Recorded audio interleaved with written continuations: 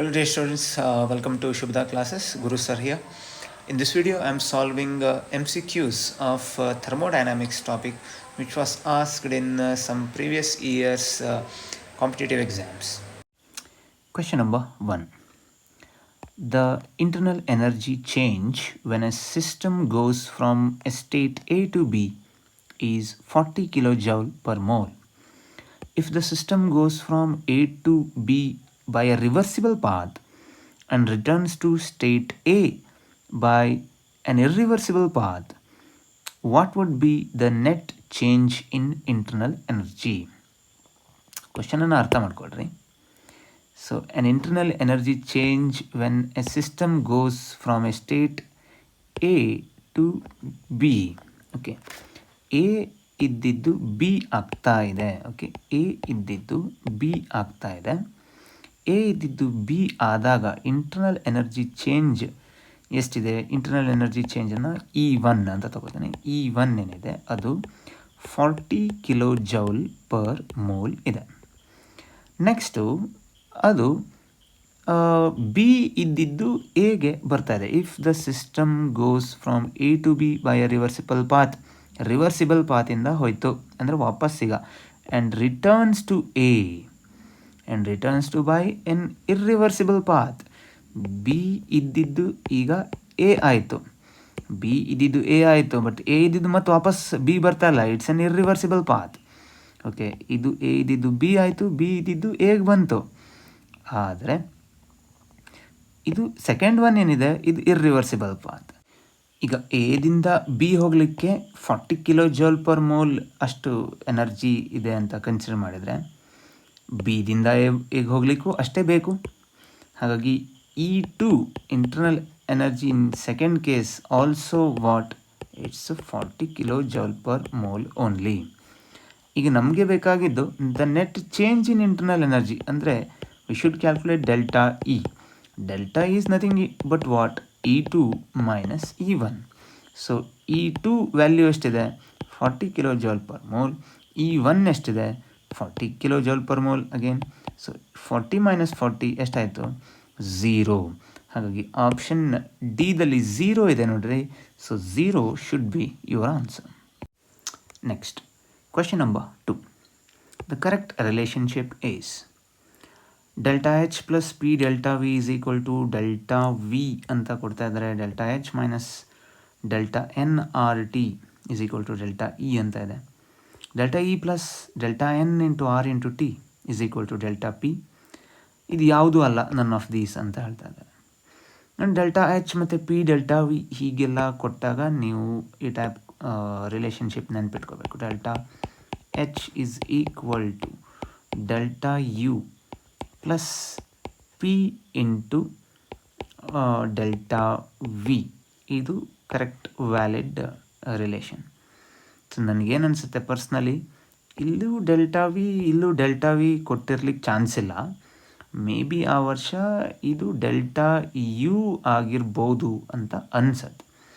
ಆವಾಗ delta H is equal to delta U minus P delta V ಅಂತ ಆಗ್ತಿತ್ತು. So ಆವಾಗ ಇದು ಆನ್ಸರ್ ಆಗಿರಲಿಕ್ಕೆ ಇಲ್ಲ.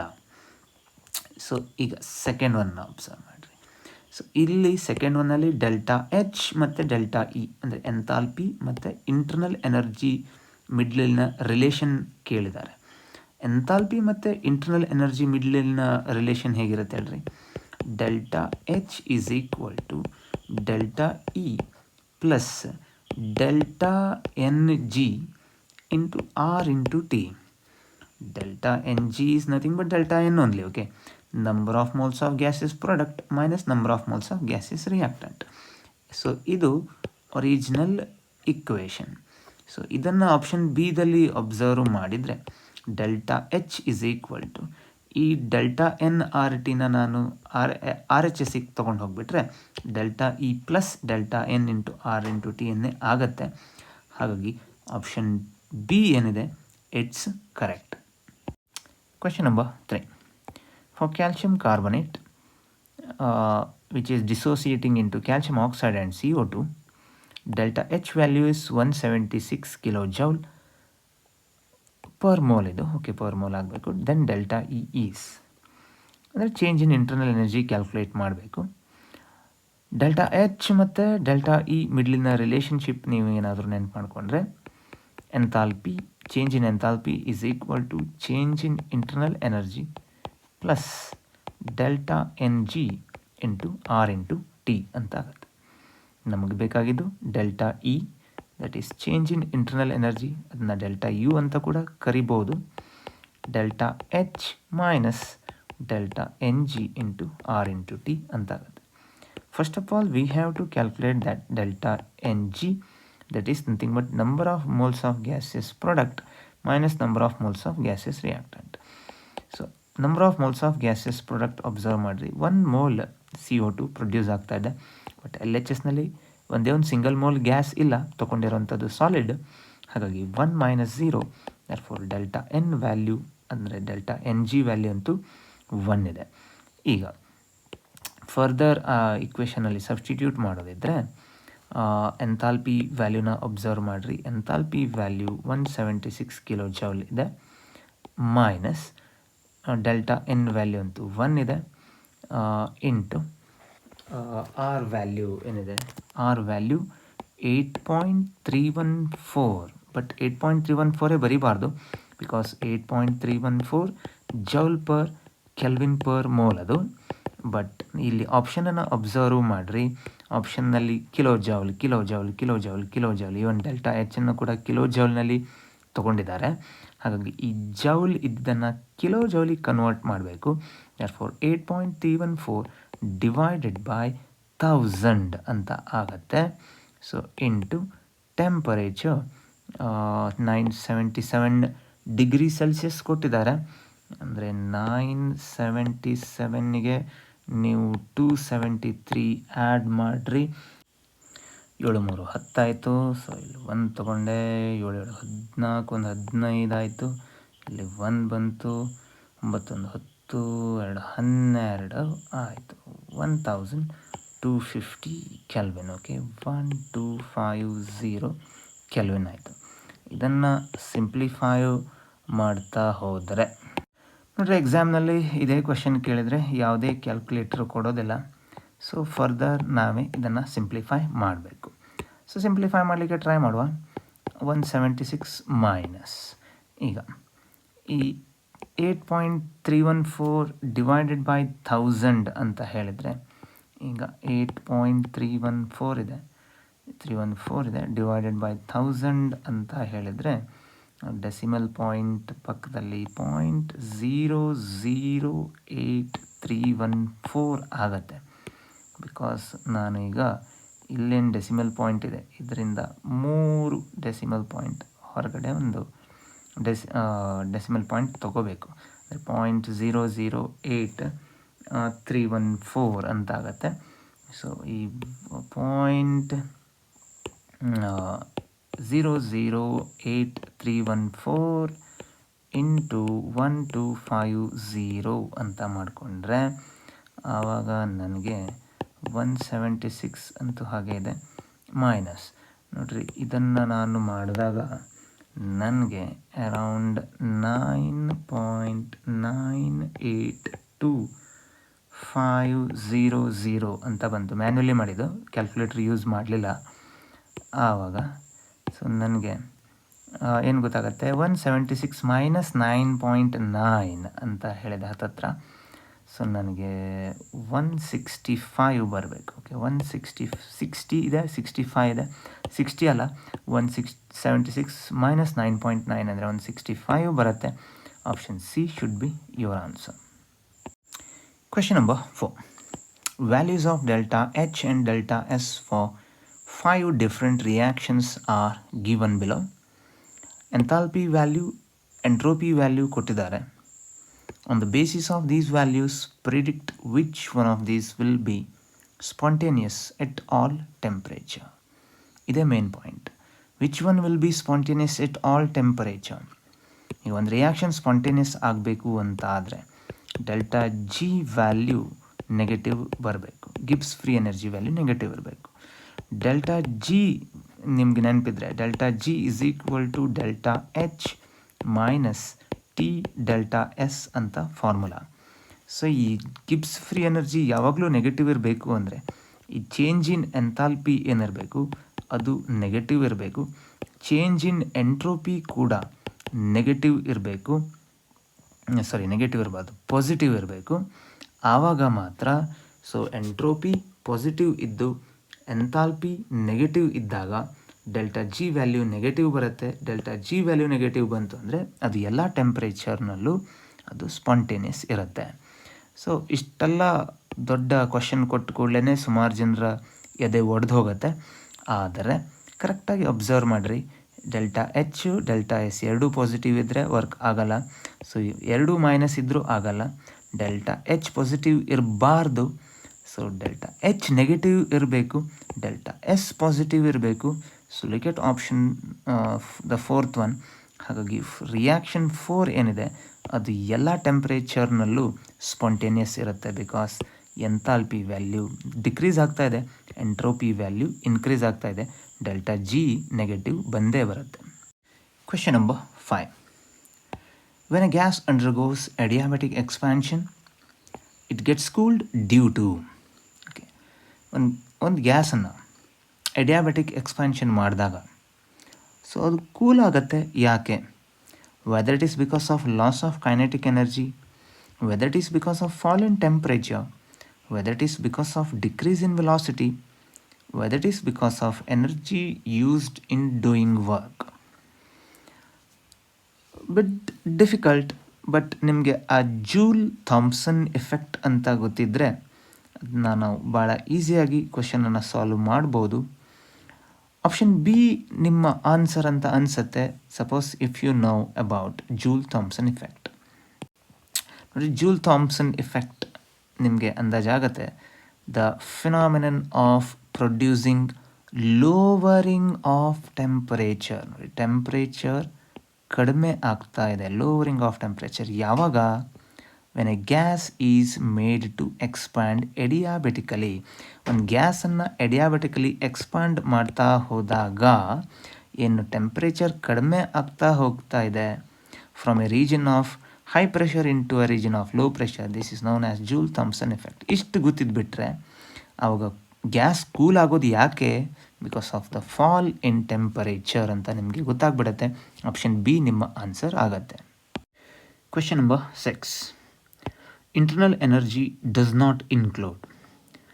Whether internal energy does not include nuclear energy, whether internal energy does not include rotational energy, whether internal energy does not include vibrational energy, or whether internal energy does not include energy arising by gravitational pull ಅಂತ ಕೇಳಿದರೆ ಆವಾಗ ನೀವು ಹೇಳಬೇಕು internal energy does not include the energy arising by gravitational pull. Okay, option D should be your answer.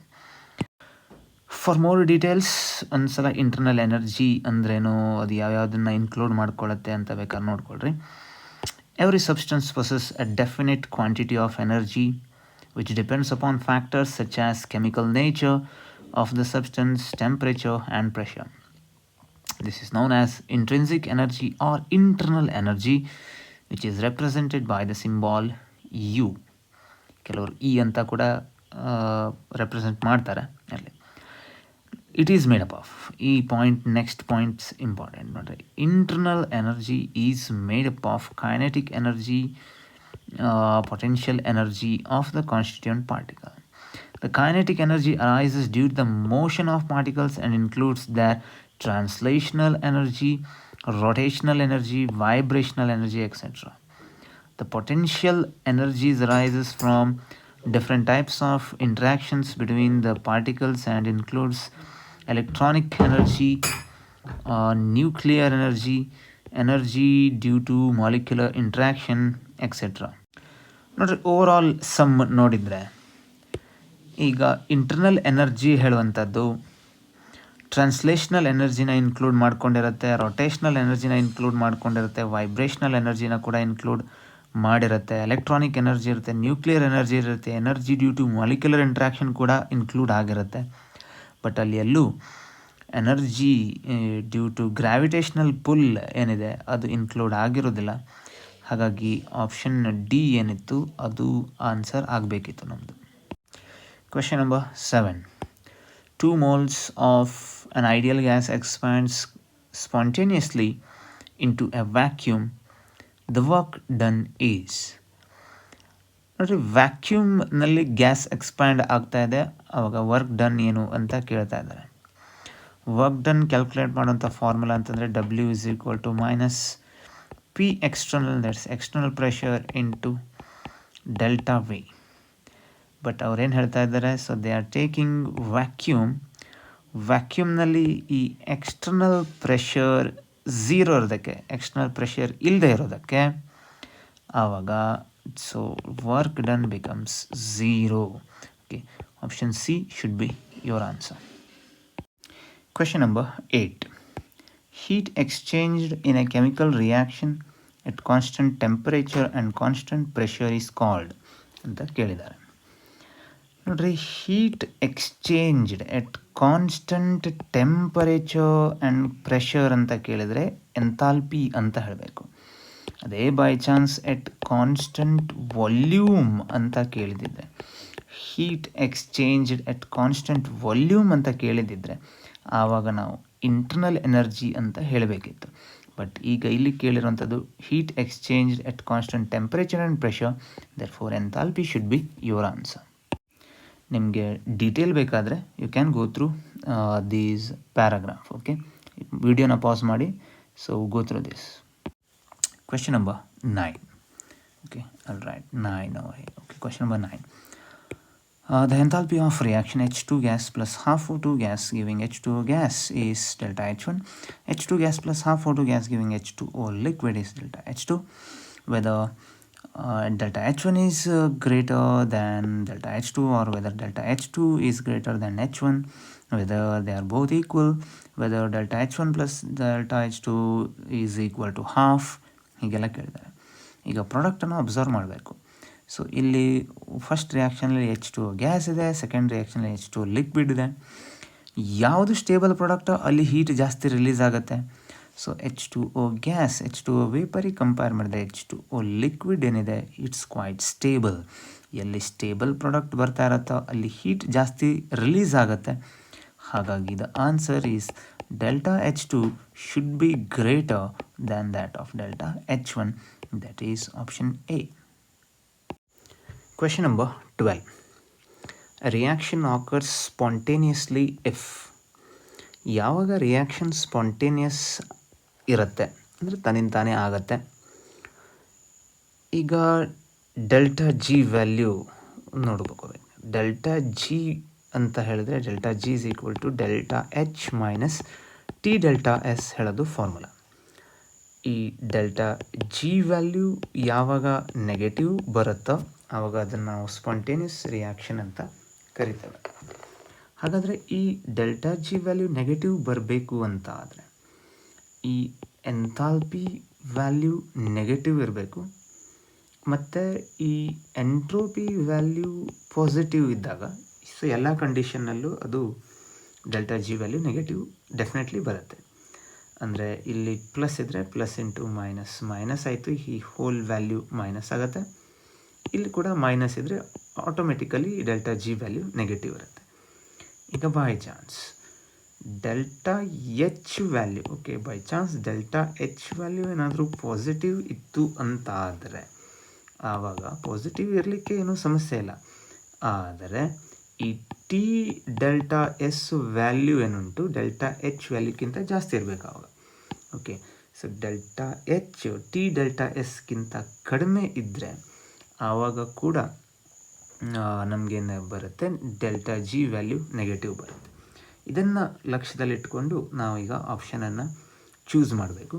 Option A observe ಮಾಡಿರಿ, T delta S value is less than delta H ಅಂತ ಇದೆ. But T delta S value ಜಾಸ್ತಿ ಇರಬೇಕು delta ಎಚ್ಗಿಂತ. ಹಾಗಾಗಿ option A ನಿಮ್ಮ answer ಆಗಬಾರ್ದು. What about option 2?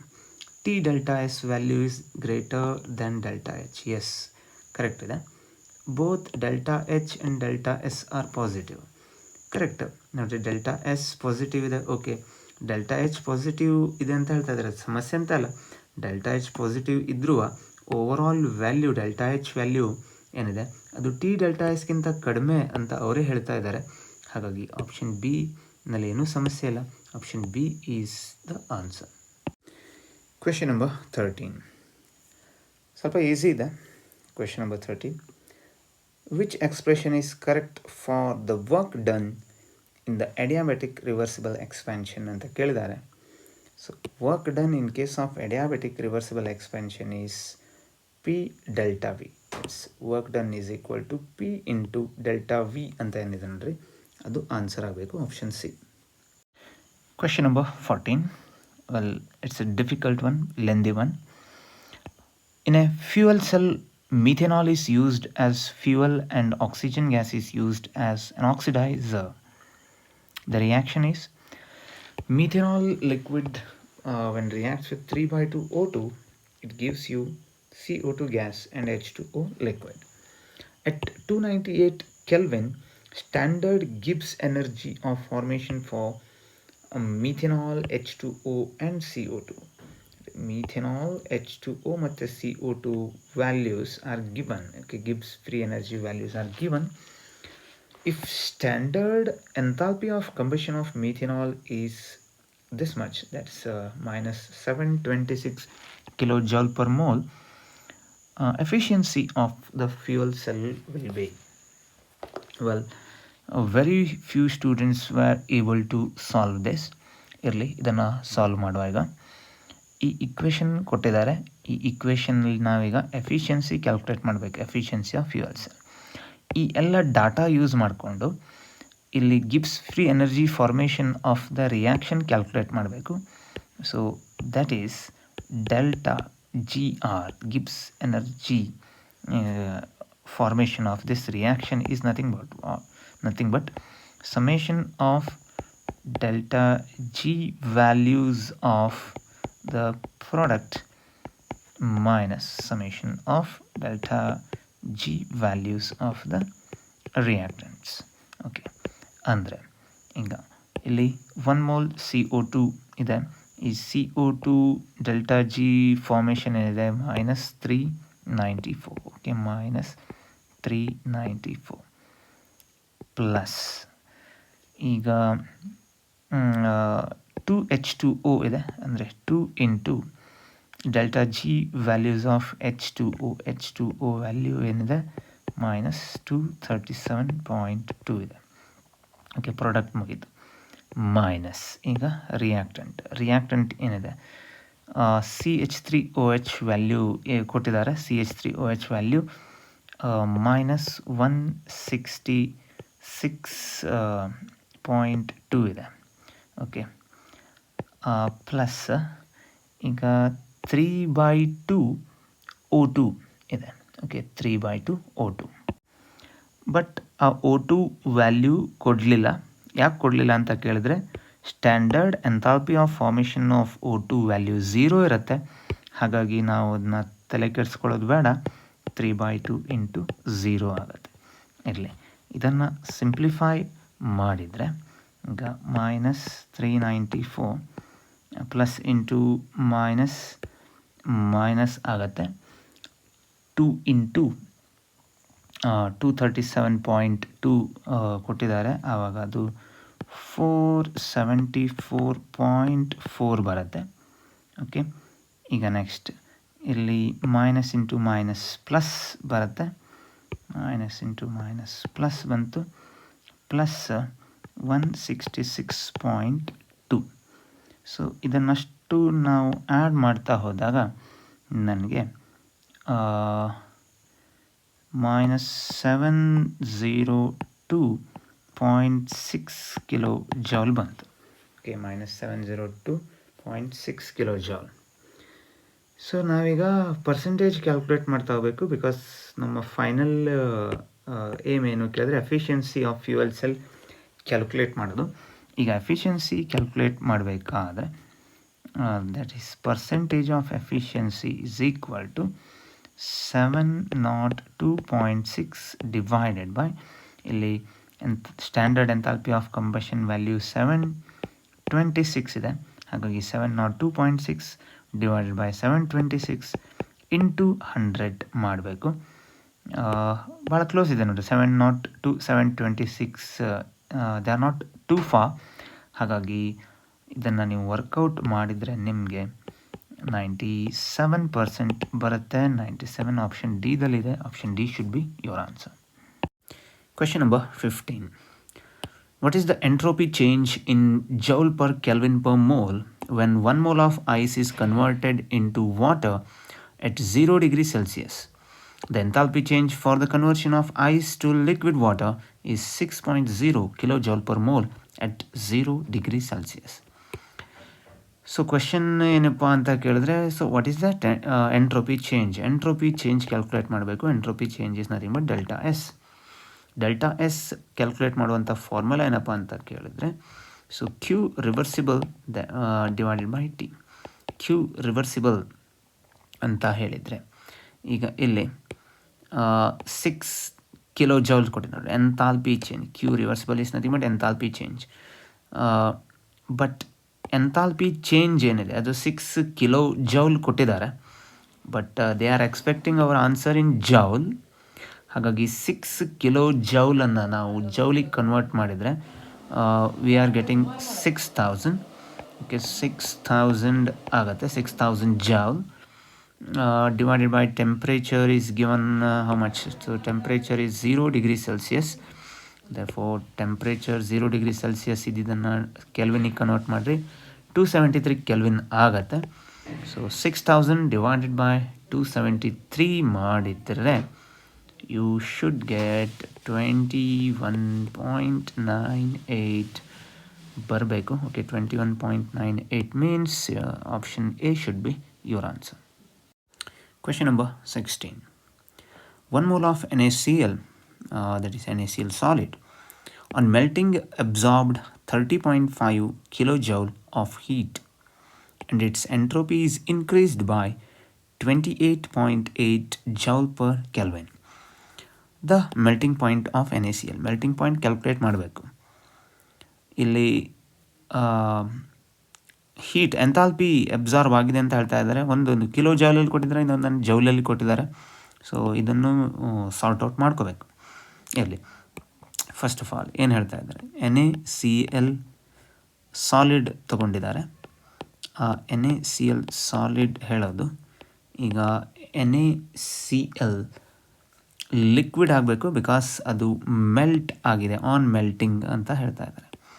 So ಈ ಟೈಪ್ ಮೆಲ್ಟ್ ಆದಾಗ ಎಂಥಾಲ್ಪಿ ಚೇಂಜ್ ಏನಪ್ಪ ಅಂತ ಕೇಳಿದ್ರೆ ಪ್ಲಸ್ ನೆಗೆಟಿವ್ ಸೈನ್ ಏನಿಲ್ಲ, ಹೀಟ್ ಅಬ್ಸಾರ್ಬ್ಡ್ ಅಂತ ಕೊಟ್ಟಿದ್ದಾರೆ, ಪ್ಲಸ್ 30.5 ಕಿಲೋಜೌಲ್. ಓಕೆ, ಈಗ entropy value is given how much? Entropy value is given 28.8 joule per Kelvin.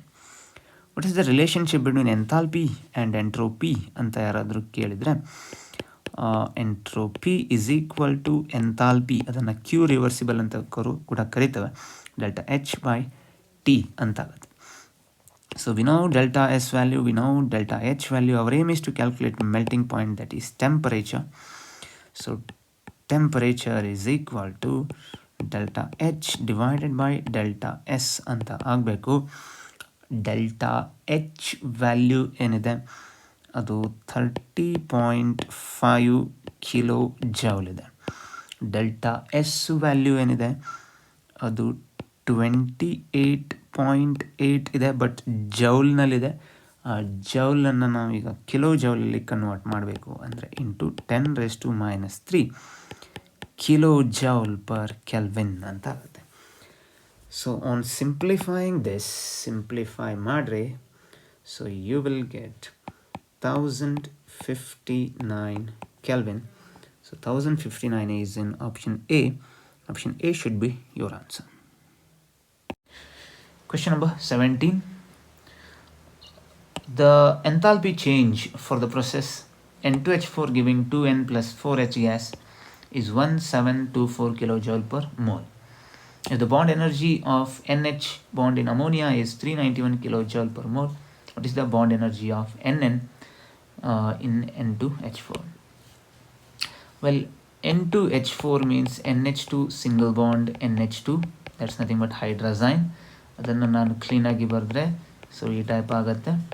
So ಆ N2H4ನಲ್ಲಿ ನೀವು ಒಬ್ಸರ್ವ್ ಮಾಡಿದರೆ so there exist 1 nitrogen single bond and there exist 4 nitrogen single bond.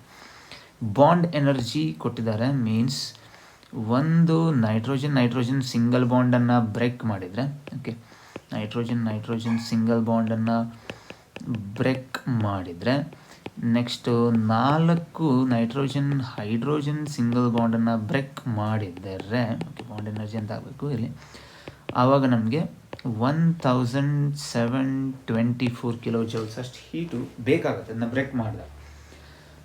Overall enthalpy is given 1724 kilojoule per mole. ಈಗ ನಮಗೆ we don't know the bond energy of NN, nitrogen single ಬಾಂಡ್ನ energy ಗೊತ್ತಿಲ್ಲ, but ನಮಗೆ bond energy of hydrogen single bond ಗೊತ್ತಿದೆ. That is nothing but 4 into 391 because ಒಂದು single bond break ಮಾಡಲಿಕ್ಕೆ, ಒಂದು NH single ಬಾಂಡನ್ನು ಬ್ರೇಕ್ ಮಾಡಲಿಕ್ಕೆ 391 ಬೇಕು kilojoules ಅಷ್ಟು ಹೀಟ್ ಬೇಕು. ಸೊ ದಟ್ ಫಾರ್ 4 ಬಾಂಡ್ ಇದೆ ಇಲ್ಲಿ, ಹಾಗಾಗಿ 4 into 391 ಆಗುತ್ತೆ. That for bond energy of nitrogen single bond plus bond energy of hydrogen single bond, that is 391 is equal to 1724 kilojoule per mole. ಈಗ simplify ಮಾಡಿದರೆ ಆಯಿತು. Bond energy of nitrogen single bond is equal to 1724 minus 4 into 391 ಅಂತ ಮಾಡಿದರೆ ಆವಾಗ ನಮಗೆ 1564 ಬರುತ್ತೆ. 1564 ಅದನ್ನು ಮತ್ತೆ ನಾನು ಫರ್ದರ್ ಡಿಡಕ್ಟ್ ಮಾಡಿದರೆ 1724 ಮೈನಸ್ 1564 ಅಂತ ಮಾಡಿದರೆ ಆಗಿದೆ 160. Okay, 160 kilojoule per mole answer ಬರುತ್ತೆ. ಅದು ಆಪ್ಷನ್ ಎದಲ್ಲೇ ಇದೆ. Option A should be your answer. Question number 18. For reaction Ag2O giving 2Ag plus half O2, the value of delta H is equal to this much, value of delta S is equal to this much, temperature at which free energy change for the reaction will be 0 is. So we need to calculate the temperature at which delta G is 0. First of all, delta G is equal to delta H minus T delta S ಅಂತ ನೀವು ನೆನ್ಪು ಮಾಡ್ಕೋಬೇಕು. ಈಗ delta G value ಯಾವಾಗ 0 ಆಗುತ್ತೆ ಅಂತ question ಇದೆ. Delta G value 0 ಆದರೆ delta H should be equal to T into delta S. ನಾವು ಟೆಂಪ್ರೇಚರ್ ಕ್ಯಾಲ್ಕುಲೇಟ್ ಮಾಡಬೇಕು. Therefore T is equal to delta H by delta S ಆಗುತ್ತೆ. ಡೆಲ್ಟಾ ಎಚ್ ವ್ಯಾಲ್ಯೂ ಏನಿದೆ ಅದು 30.56 ಕಿಲೋಜೌಲ್ ಪರ್ ಮೋಲ್ ಕೊಟ್ಟಿದ್ದಾರೆ.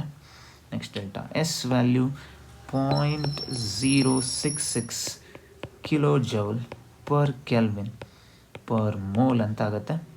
So ಈಗ kilojoule per mole cancel ಆಗುತ್ತೆ. So ಅದನ್ನ simplify ಮಾಡಿದರೆ ಸೊ ನಿಮಗೆ 463 ಇರುತ್ತೆ. ಸೊ ಇಲ್ಲಿ ಪರ್ ಕೆಲ್ವಿನ್ ಒಂದು ಉಳ್ಕೊಂಡು ನ್ಯೂಮರೇಟ್ರಿಗೆ ಹೋದರೆ so it becomes kelvin. So 463 kelvin should be your answer, option C. Question number 19. A cylinder of gas supplied by Bharat Petroleum is assumed to contain 14 kg of butane. If a normal family requires 20,000 kilojoule of energy per day for cooking, butane gas in the cylinder lasts for how many days? Enthalpy of combustion of butane is equal to minus 2658 kilojoule per mole. ಈಗ ನೋಡ್ರಿ, ಈ last one important. Enthalpy of combustion of butane ಕೊಟ್ಟಿದ್ದಾರೆ. ಅಂದರೆ butane C4H10 ಅನ್ನು burn ಮಾಡಿದರೆ ಅದು ನಮಗೆ 2658 kilojoule per mole ಅಷ್ಟು ಹೀಟನ್ನು ರಿಲೀಸ್ ಮಾಡುತ್ತೆ.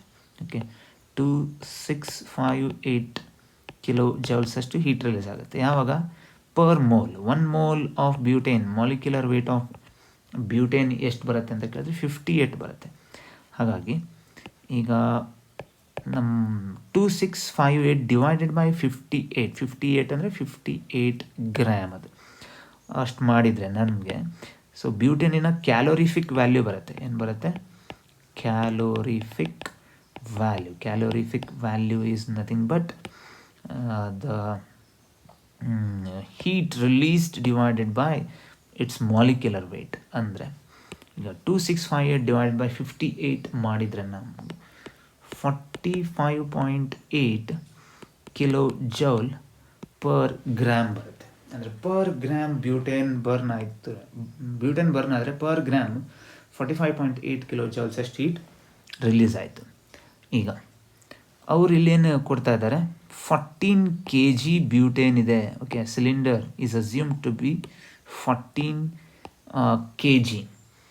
14 kg ಅಂತ ಹೇಳಿದ್ರೆ in terms of gram convert ಮಾಡ್ಕೊಳ್ಳುವ 14,000 ಗ್ರಾಮ್ ಆಯಿತು. Okay, 14,000 gram. ಈಗ 1 ಗ್ರಾಮ್ ಬರ್ನ್ ಆದರೆ 45.8 ಕಿಲೋ ಜೌಲ್ಸ್ ಅಷ್ಟು ಹೀಟ್ ರಿಲೀಸ್ ಆಗುತ್ತೆ. 14,000 ಗ್ರಾಮ್ ಬರ್ನ್ ಆದರೆ ಸೊ ಎಷ್ಟು ಹೀಟ್ ರಿಲೀಸ್ ಆಗುತ್ತೆ ಅಂತ ಕ್ಯಾಲ್ಕುಲೇಟ್ ಮಾಡಿದ್ರೆ ಆವಾಗ 14,000 into 45.8 divided by 1. So it's nothing but 14 into 45.8 ಎಲ್ಲ ಮಾಡಿದರೆ ನಿಮಗೆ 641200 ಕಿಲೋ ಜೌಲ್ಸ್ ಅಷ್ಟು ಹೀಟ್ ಬರುತ್ತೆ. ಓಕೆ, ಈಗ ಇಷ್ಟು ಹೀಟ್ ರಿಲೀಸ್ ಆಗುತ್ತೆ ಇಲ್ಲಿ 14 kg ಅಂದರೆ ಒಂದು ಸಿಲಿಂಡ್ರಿಂದ ಇಷ್ಟು ಹೀಟ್ ಬರುತ್ತೆ. But family needs only 20,000 kilo joules ಅಷ್ಟು ಹೀಟ್ ಅಷ್ಟೇ ಫ್ಯಾಮಿಲಿಗೆ ಬೇಕು. Okay, per day. ಹಾಗಾಗಿ ಈಗ ನಾವು 641200 ಡಿವೈಡೆಡ್ ಬೈ 20,000 ಅಂತ ಮಾಡಿದರೆ ನಮಗೆ ವ್ಯಾಲ್ಯೂ ಏನು ಬರುತ್ತೆ, ಅದು 32.06 ಡೇಸ್ ಬರುತ್ತೆ. ಹಾಗಾಗಿ 32.06 ಅಂದರೆ 32 ಡೇಸ್ ವರೆಗೆ ಆ ಸಿಲಿಂಡರ್ ಬರುತ್ತೆ ಅಂತ meaning. Option E should be your answer. Question number 20. The heat of neutralization of HCl by NaOH under certain condition is minus 55.9 kilojoule and that of HCN by NaOH is minus 12.1. ಈಗ ಒಂದು strong acid ಮತ್ತು strong base neutralise ಆದಾಗ heat ಇಷ್ಟು release ಆಗ್ತಾ ಇದೆ. ಒಂದು weak acid ಒಂದು strong base neutralise ಆದಾಗ ಇಷ್ಟು ಹೀಟ್ ರಿಲೀಸ್ ಆಗ್ತಾ ಇದೆ. The heat of ionisation of HCN ಕೇಳ್ತಾ ಇದ್ದಾರೆ ನೋಡ್ರಿ. The heat of ionisation of HCN is equal to enthalpy of neutralization of HCN with NaOH minus enthalpy of neutralization of HCl versus NaOH. ಹೀಗಾಗಬೇಕು. Okay, so that's nothing but what HCN ಮತ್ತು NaOH neutralise ಆದಾಗ minus 12.1 kilo joules ಅಷ್ಟು heat release ಆಗುತ್ತೆ. Minus ಈಗ HCl ಮತ್ತು NaOH neutralise ಆದಾಗ minus 55.9 kilo joules ಅಷ್ಟು heat release ಆಗ್ತಾ ಇದೆ. ಸೊ ಇದನ್ನೆರಡನ್ನು ನಾನು ಆ್ಯಡ್ ಮಾಡಿದರೆ minus 12.1 minus into minus plus 55.9 ಆಗುತ್ತೆ. ಸೊ ಇದೆರಡರ ಸಮ್ ಏನಿದೆ ಅದು 43.8 ಕಿಲೋ ಜೌಲ್ ಪರ್ ಮೋಲ್ ಬರುತ್ತೆ. So with positive sign, so option D should be your answer. Question number 21. Equilibrium constant of a reaction is related to standard free energy change, temperature, none of these ಅಂತ. Actual ಒಂದು expression ಬರುತ್ತೆ, delta G0 is equal to -2.303 into R T log K ಅಂತ. So ಈ expression ನಿಮ್ಗೇನಾದರೂ ನೆನಪಿದ್ದಿದ್ರೆ ಆವಾಗ ಈ log K ಅಂದರೆ ಇಕ್ವಿಲಿಬ್ರಿಯಮ್ ಕಾನ್ಸ್ಟೆಂಟ್. ಆ ಇಕ್ವಿಲಿಬ್ರಿಯಮ್ ಕೆ ಹೇಳುವಂಥದ್ದು ಡೆಲ್ಟಾ ಜಿ ನಾಟಿಗೂ ರಿಲೇಟ್ ಹಾಕ್ಕೊಂಡಿದೆ, ಸಿಮಿಲರ್ಲಿ ಟೆಂಪ್ರೇಚರ್ಗೆ ಕೂಡ ರಿಲೇಟ್ ಹಾಕ್ಕೊಂಡಿದೆ. ಹಾಗಾಗಿ ಆಪ್ಷನ್ ಏನೂ ಆನ್ಸರ್ ಆಗುತ್ತೆ, ಆಪ್ಷನ್ ಸಿನೂ ಆನ್ಸರ್ ಆಗುತ್ತೆ. ಸೊ ನೆನಪಿರಲಿ. Question number 22. The standard Gibbs free energy change delta G naught is related to equilibrium constant Kp as. ಈಗ ಡೆಲ್ಟಾ ಜಿ ನಾಟ್ ವ್ಯಾಲ್ಯೂ ಮತ್ತು equilibrium constant K P value ಹೇಗೆ relate ಹಾಕ್ಕೊಂಡಿದೆ ಅಂತ ಕೇಳಿದ್ದಾರೆ. K P is equal to minus R T ln delta G naught ಅಂತ ಇದೆ. No it's not. K P is equal to E raise to delta G naught divided by R T ಅಂತ ಇದೆ. ಇದು ಆಗಲ್ಲ. So K P is equal to delta G naught by R T ಅಂತ ಇದೆ. ಇದು ಕೂಡ ಅಲ್ಲ. Actually K P is equal to E raise to minus delta G naught by R T ಹೇಳೋದು correct answer. Question number 23. For the equilibrium H2O liquid is get converted into H2O gas at 1 atmosphere and 298 Kelvin. ಈಗ ಒಂದು reaction ಕೊಟ್ಟಿದ್ದಾರೆ. ಆ ರಿಯಾಕ್ಷನ್ನಲ್ಲಿ H2O liquid ಇದ್ದಿದ್ದು H2O gas ಆಗಿ convert ಆಗ್ತಾ ಇದೆ. ಈಗ ಫ್ರೀ ಎನರ್ಜಿ ಏನಾಗ್ತಾ ಇದೆ ಅಂತ ಕ್ವೆಶನ್ ಅವರು. Okay, delta G value equal to ಝೀರೋನೋ, ಲೆಸ್ ದ್ಯಾನ್ ಝೀರೋನೋ, ಓಕೆ, ಮೋರ್ ದ್ಯಾನ್ ಝೀರೋ ಬರುತ್ತಾ, ಹೀಗೆ ಕ್ವೆಶನ್ ಇದೆ. ಈಗ ಡೆಲ್ಟಾ ಜಿ ವ್ಯಾಲ್ಯೂ ಏನಾಗುತ್ತೆ ಅಂತ ನೋಡೋದಿದ್ರೆ ನೀವು ಡೆಲ್ಟಾ ಎನ್ ಅಂದರೆ number of moles of gases product minus number of moles of gases reactant ಮಾಡಬೇಕಾಗತ್ತೆ. Number of moles of gases product 1 mole ಇದೆ, number of moles of gases reactant ಇಲ್ಲ. So that for delta N value 1 ಬರುತ್ತೆ. ಯಾವಾಗ delta N value more than zero ಅಂದರೆ ಯಾವಾಗ delta N value positive ಬರುತ್ತಾ ನೀವು ತಿಳ್ಕೊಳ್ಳಿಕ್ಕೆ ಅಡ್ಡಿಲ್ಲ. So delta G value negative ಬರುತ್ತೆ, ಅಂದರೆ ಅದೊಂದು ಸ್ಪಾಂಟೇನಿಯಸ್ ರಿಯಾಕ್ಷನ್ ಆಗತ್ತೆ ಅಂತ. ಹಾಗಾಗಿ ಆಪ್ಷನ್ 2 ನಿಮ್ಮ ಆನ್ಸರ್ ಆಗಬೇಕು. Free energy change is less than zero, that is delta G is less than zero, it's negative. Next ವಿಡಿಯೋದಲ್ಲಿ ಬೇರೊಂದು ಕಾನ್ಸೆಪ್ಟನ್ನು ಸ್ಟಡಿ ಮಾಡುವ. I hope you enjoyed this session. Happy learning. Bye.